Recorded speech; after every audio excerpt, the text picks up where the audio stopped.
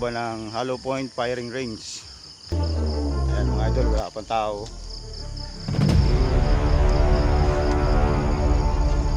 Rules of gun safety.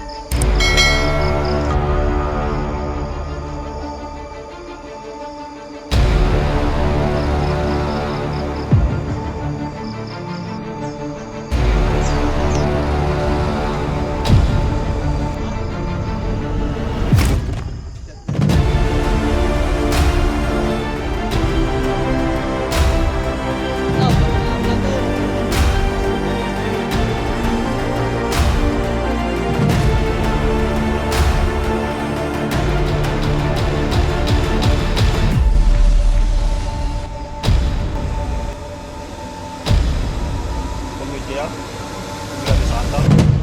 Tricycle. Pili ko.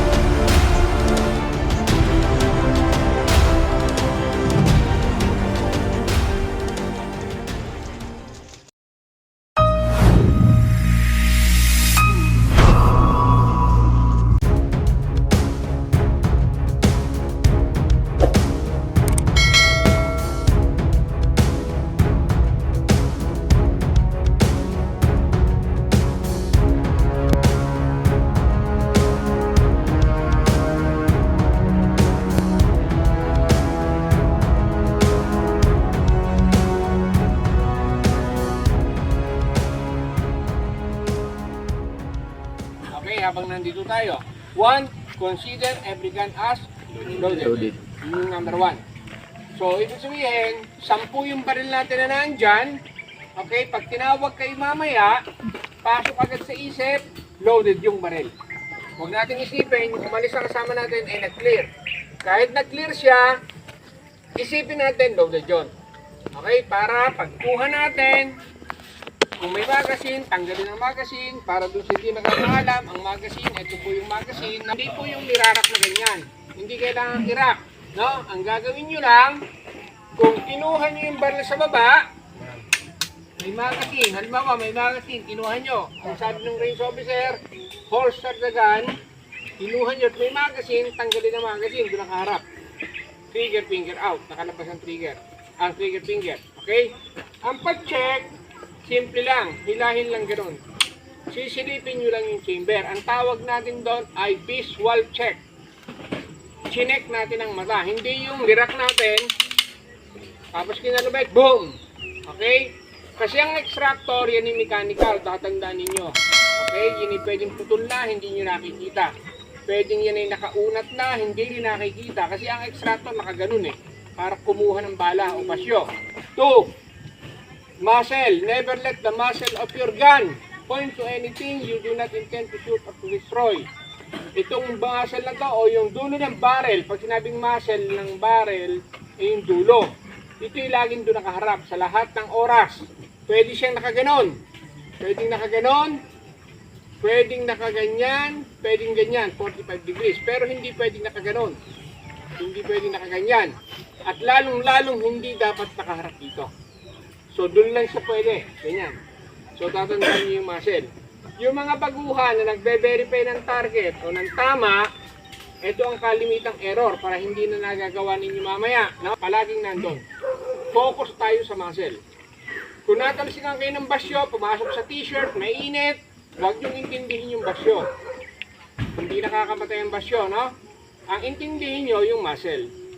Kasi merong nagtatatarang natalsikan lang ng basyo, nagtatatarang, yung baril namamasyal, no? Halimbawa, pumuputok, bob, tumalsik ang basyo. Hinahanap yung basyo, pero yung muzzle hindi na alam kung nasan. Biyan. Ito target natin, board. O tingnan nyo yun yung biyan. Baka mamaya, nakita mo, gumagalaw yung balinghoy doon. May nangunguha palang bata. Hindi ang target ko board. Nakita mo may gumagalaw, hindi mo tinitingnan, baka mamaya may bata pala. Nakunguha ng gagamba. Okay? So, be sure of your target and what lies behind. Okay? Yun ang rules natin. Consider every gun as loaded. 1. Check. Okay, clear? Hammer down. Holster. 2. Muzzle. Dun lagi nakaharap. 3. Trigger finger out. 4. Be sure of your target. So, tatandaan natin yon para tayo ay safe. Tatandaan nyo, gentlemen, lahat ito yung sinasabi ko para sa safety ng lahat. Kasama na ako doon, ano? At sundin natin kung ano yung rules. Okay? Ngayon, ang ating gagawin ay marksmanship. Ito lang ang pakiusap ko, no? During the marksmanship training, meron tayong basic na tinatawag. Yung 5 elements of marksmanship. Sundin natin yon. Sasabihin ko na sa inyo kung ano yon. Okay? Kasi lahat ng tamang gagawin ninyo at lahat ng mali na gagawin ninyo magre-reflect sa amin. Okay? Meron kasing pagkakataon kasi ang cellphone ngayon napakabilis. Video, picture, no? Nagkukuhanan kayo ng picture o nakunan kayo ng kasama nyo, no? Minsan nakakarating sa SOSYA or sa RCSU na kung saan ang mga security natin ay under ng SOSYA. Pagdating doon, nakikita nila mali-mali yung training. So ang reflection noon, sino ba ang instructor dyan? Bakit ganito? Nagpa-firing ng marksmanship na kaganyan. Okay? Nagpa-firing ng marksmanship na kagano ng kamay. Parang silito lapid. Kasi lahat ng instructor sa buong Pilipinas ay magkakilala. Iisa kami. No? Kahit yung nasa Mindanao, Visayas, magkakakilala kami eh. Nagtatawagan. No? So may nangyari dito sa area namin, Area 5. Kung tawagin ng Calabarzon kasi Area 5. May tumawag sa akin, bro, merong nakarating sa aming picture, yung shooter, nakaganyan ng shooter, oh. Mga ganyan. Wala naman tinuturong ganon. Okay? So kung ano yung tinuro, yun ang gawin natin. Kasi nakukunan minsan ng picture eh. Minsan nakukunan ng video. Eh nailalabas, naipopost. Okay lang kung personal. Kaya lang minsan naipopost eh. Nakakarating sa ano. So ang reflection ako sa amin. So kasi kami, yung mga gun safety instructor, meron kaming ang pagbubuka ng paa, baka mamaya makunan tayo ng picture ng nakaganyan. No? Merong standard. Pag sinabing open your feet, pantay lang sa balikat ang buka. Hanggang dito lang. Ayan, no? Yun ang proper stance.